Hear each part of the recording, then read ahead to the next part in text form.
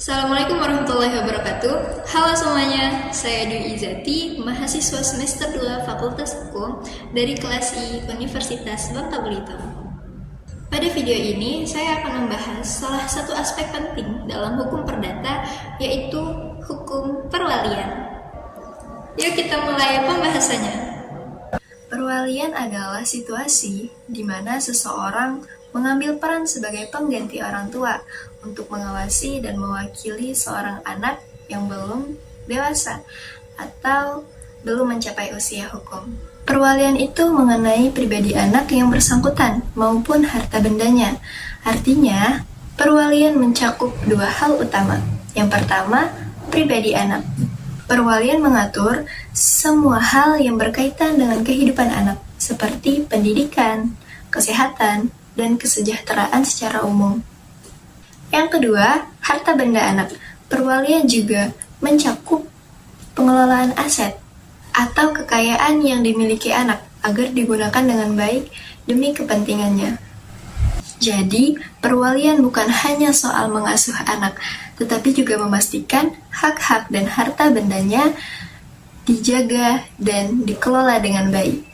Kemudian ada pasal 330 ayat 3 Kitab Undang-Undang Hukum Perdata menyatakan bahwa mereka yang belum dewasa dan tidak berada di bawah kekuasaan orang tua berada di bawah perwalian atas dasar dan cara sebagaimana yang diatur pada bagian ketiga, keempat, kelima, dan keenam dalam Kitab Undang-Undang Hukum Pidata.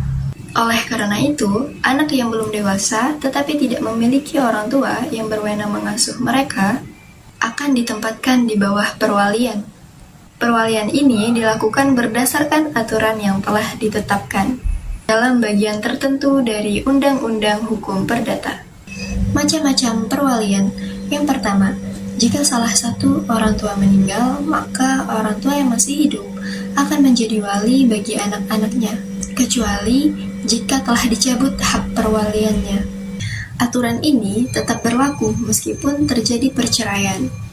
Yang kedua, orang tua yang tidak dapat merawat anaknya dapat menunjuk wali melalui surat wasiat atau membuat akta khusus sesuai pada pasal 355 ayat 1 KUH Perdata. Yang ketiga, jika anak di bawah umur tidak berada di bawah kekuasaan orang tua, melakukan kuasa asuh orang tua, pengadilan dapat menunjuk seorang wali untuk mengasuhnya. Pada 26 April 2019, diterbitkan Peraturan Pemerintah Nomor 29 Tahun 2019 tentang penunjukan wali sesuai Undang-Undang Perlindungan Anak. Jika seorang anak membutuhkan wali, yang pertama kali dipilih adalah keluarga anak. Jika keluarga tidak ada, tidak mau, atau tidak memenuhi syarat, maka saudara bisa menjadi wali. Jika keluarga dan saudara juga tidak ada, maka orang lain atau lembaga hukum bisa menjadi wali anak.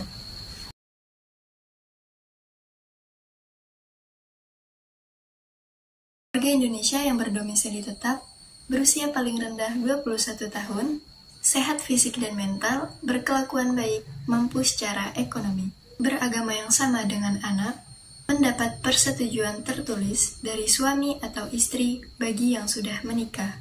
Bersedia menjadi wali yang dinyatakan dalam surat pernyataan. Membuat pernyataan tertulis tidak pernah dan tidak akan melakukan kekerasan, eksploitasi, penelantaran, dan perlakuan salah terhadap anak, atau penerapan hukuman fisik dengan alasan apapun, termasuk untuk penegakan disiplin terhadap anak. Terakhir, mendapat persetujuan tertulis dari orang tua jika masih ada. Diketahui keberadaannya dan cakap melakukan perbuatan hukum.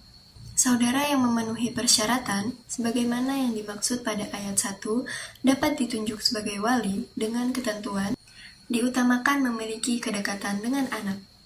Yang kedua, mendapat persetujuan dari anak. Yang ketiga, jika seorang anak tidak bisa membuat keputusannya sendiri, maka pendapat atau keinginannya akan disampaikan dengan bantuan ahli atau lembaga resmi yang ditunjuk sesuai dengan hukum. Hal ini dilakukan agar keputusan yang diambil tetap mempertimbangkan kepentingan terbaik bagi anak. Orang lain yang ditunjuk sebagai wali harus memenuhi syarat berikut. Berakhirnya perwalian sesuai dengan ketentuan pasal 16 Peraturan Pemerintah Nomor 29 Tahun 2019. Ketentuannya sebagai berikut. Anak yang telah berusia 18 tahun, anak yang sudah meninggal dunia, wali yang meninggal dunia atau wali yang badan hukumnya telah bubar atau pailit.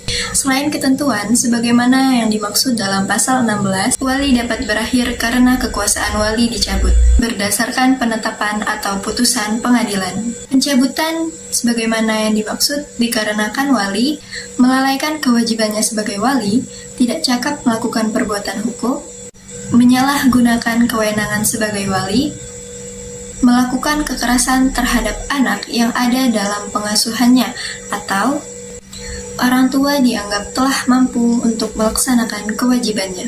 Kemudian ada kewajiban wali.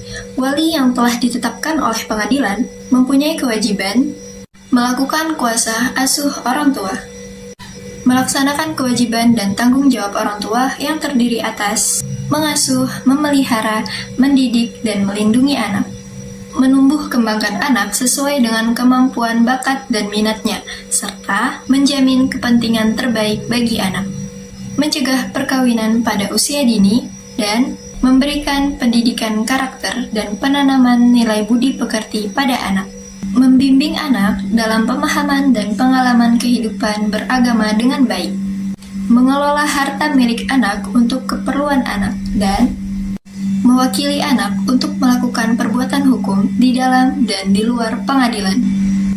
Selain kewajiban tersebut, wali wajib mendaftarkan pencatatan, penunjukan wali kepada dinas yang menyelenggarakan urusan pemerintahan di bidang administrasi kependudukan, dan pencatatan sipil kabupaten atau kota setempat, serta melaporkan kepada dinas yang menyelenggarakan urusan pemerintahan di bidang sosial kabupaten atau kota setempat. Demikian penjelasan tentang hukum perwalian dalam hukum perdata. Perwalian bertujuan untuk melindungi hak, kesejahteraan, dan masa depan anak yang belum dewasa. Dengan adanya aturan yang jelas, diharapkan setiap anak mendapatkan perlindungan dan pengasuhan yang terbaik. Semoga informasi ini bermanfaat. Terima kasih sudah menyimak. Sampai jumpa.